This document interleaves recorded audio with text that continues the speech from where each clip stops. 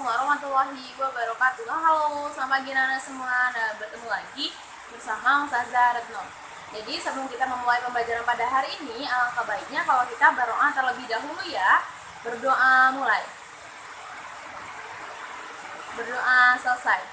Nah, jadi Ustazah juga tidak lupa buat ngingetin anak-anak semua untuk tetap jaga kesehatannya walaupun kita melakukan pembelajaran dari rumah, dan tetap juga patuhi protokol kesehatan yang ada ya. Nah, supaya kita bisa tetap sehat. Nah, anak-anak juga Ustazah harap tetap semangat walaupun kita melakukan pembelajaran dari rumah.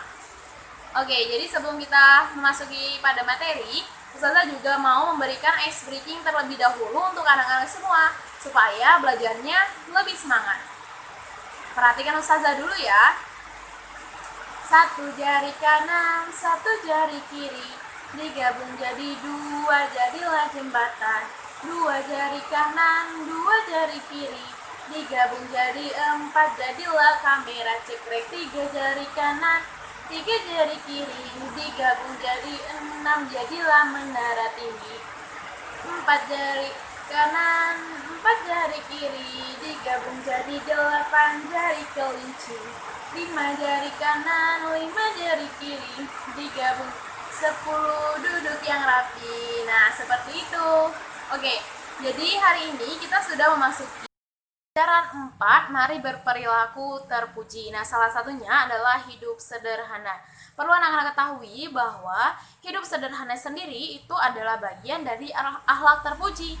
Nah, jadi sederhana itu artinya tidak berlebihan atau di tengah-tengah dalam berbuat, misalnya membeli barang sesuai kebutuhan. Nah, Ustazah harap anak-anak juga seperti itu, membeli barang atau keinginan itu sesuai kebutuhan saja, tidak perlu menghambur-hamburkan uang, karena itu sifatnya mubazir. Kalau tidak terpakai barangnya bagaimana? Nah, kalau untuk orang yang tidak mampu itu juga memiliki arti sendiri untuk hidup sederhana anak-anak. Wah, apa itu Ustazah? Nah, jadi artinya itu dapat menahan hawa nafsu dan keinginan yang berlebihan. Ustazah harap untuk anak-anak semua jangan berlaku untuk orang yang tidak mampu saja. Untuk kita yang berkehidupan cukup itu juga harus mempraktekkan hal tersebut dengan memberi barang yang sesuai dengan kebutuhan kita sendiri. Nah, jadi hidup sederhana itu juga terbagi dalam berbagai macam. Nah, seperti yang pertama itu sederhana dalam ucapan. Jadi seperlunya saja, menghindari bicara yang tidak bermanfaat, bicara kotor atau mengejek teman, karena nanti teman kita bisa merasa sakit hati, akhirnya nanti dia benci dan kita mendapatkan dosa. Nah, lalu yang kedua itu ada sederhana dalam perbuatan. Jadi kita juga melakukan perbuatan yang bisa bermanfaat untuk orang lain selain dari diri kita sendiri, seperti kita membantu ibu, membantu keluarga lainnya, membantu tetangga. Itu kan kita bisa bermanfaat untuk orang lain, orang di sekitar kita. Nah, lalu yang ketiga itu ada sederhana dalam bergaul, yakni tidak sembarang dalam memilih teman, misalnya seperti itu. Karena anak-anak pernah dengar kalau kita berteman dengan penjual parfum, kita akan ikut wanginya. Nah, seperti itu. Jadi kita alangkah baiknya kalau berteman dengan orang-orang yang mempunyai lingkungan baik. Lalu yang keempat, itu ada sederhana dalam berpakaian. Jadi tidak perlu yang mahal-mahal. Anak-anak juga bisa menggunakan baju yang sederhana saja, yang penting bersih dan rapi. Jadi orang-orang itu kalau bertemu kita juga tidak memandang kita dari apa pakaian yang kita pakai, berapa harga pakaian yang kita gunakan, tidak seperti itu. Nah, lalu yang kelima itu ada sederhana terhadap harta, tidak boros. Nah, seperti yang Ustazah bilang tadi, kalau kita membeli barang itu sesuai kebutuhan saja, jangan mengumbar-ngumbar uang, itu tidak baik. Lebih baik kita menabung atau kita bersedekah dan memberikan orang yang mungkin butuh dengan uang tersebut. Lalu yang keenam itu sederhana dalam berbelanja, seperlunya saja. Misalkan anak-anak punya uang 100.000. Nah, jadi 100.000 ini bisa anak-anak gunakan untuk berbagai macam kebutuhan anak-anak sendiri, seperti mungkin membeli buku, membeli pena. Nah, kalau yang tidak perlu itu seperti jajan, seperti membeli permen atau sebagainya, itu seperlunya saja. Kalau anak-anak sudah pengen sekali, itu baru boleh beli, atau tidak anak-anak bisa menabung. Nanti uangnya kan bisa lebih banyak dan anak-anak bisa membeli apa yang anak-anak inginkan. Seperti itu. Ustazah harap anak-anak sudah paham ya sampai sini. Nah, lalu Ustazah akan menyebutkan ciri-ciri orang yang hidup sederhana.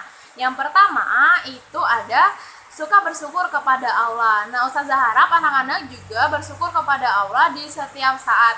Misalnya anak-anak bisa membeli sepeda baru, anak-anak harus bersyukur. Lalu anak-anak mendapatkan nilai yang bagus, itu juga anak-anak harus bersyukur. Lalu anak-anak juga bisa bangun dan bernafas lagi, mungkin bisa makan, bisa beraktivitas, bisa membantu orang tua, itu juga harus bersyukur. Lalu yang kedua itu membeli barang sesuai dengan kebutuhan kita. Nah, seperti yang Ustazah sudah katakan tadi, bahwa kita tidak perlu hambur-hamburkan uang untuk barang-barang yang tidak kita perlukan. Nah, seperti itu. Lalu yang ketiga, selalu mendekatkan diri kita kepada Allah.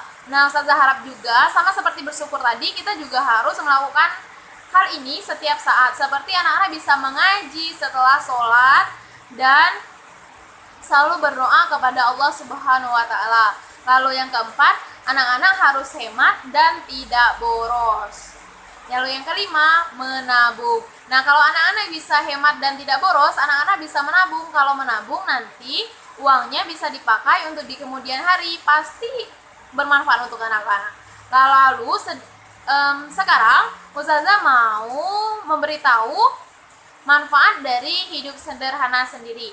Nah, yang pertama itu kita bisa semakin dekat kepada Allah. Nah, siapa di sini yang mau dekat kepada Allah? Saya, Ustazah. Yang kedua, ini hati kita menjadi tenang karena kita tidak tamak, jadi secukupnya saja. Jadi hidup sederhana itu adalah yang tidak berlebihan dan merasa cukup. Lalu yang ketiga, itu dapat terhindar dari sifat ria. Nah, ini sebaiknya anak-anak hindari sekali ya, dan atau tidak boleh mempunyai sifat ria, karena ini sangat buruk untuk anak-anak. Seperti memamerkan sesuatu, itu tidak baik.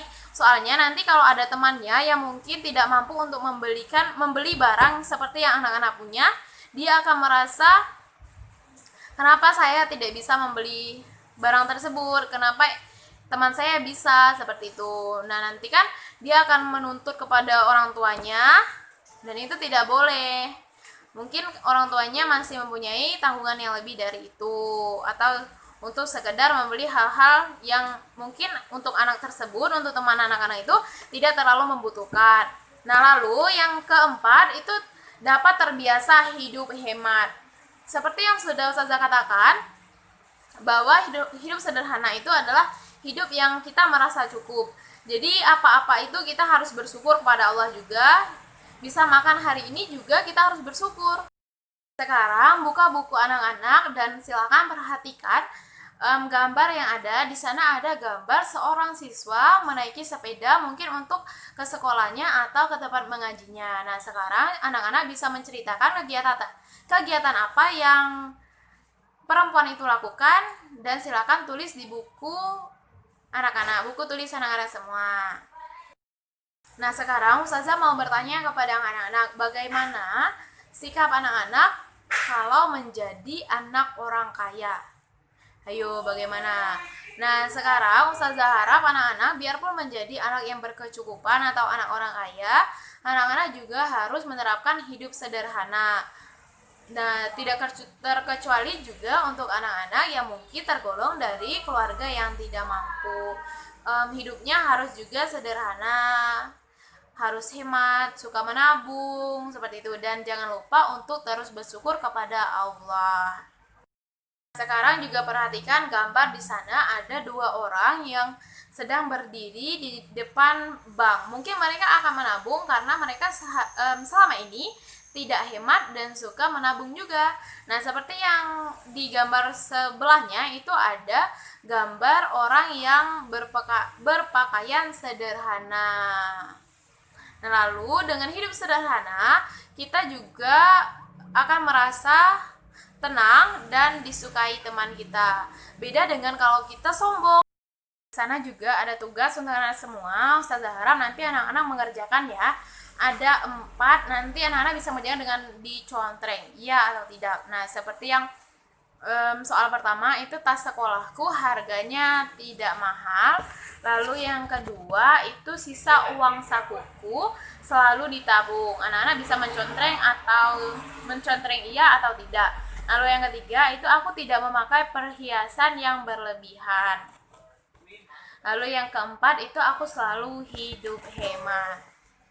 Nah, mungkin itu saja materi pembelajaran yang Ustazah berikan kepada anak-anak. Semoga ilmunya bisa bermanfaat untuk kita semua. Dan jangan lupa untuk mengerjakan tugasnya di rumah dan juga tetap patuhi protokol kesehatan yang ada. Sampai ketemu di lain hari. Assalamualaikum warahmatullahi wabarakatuh.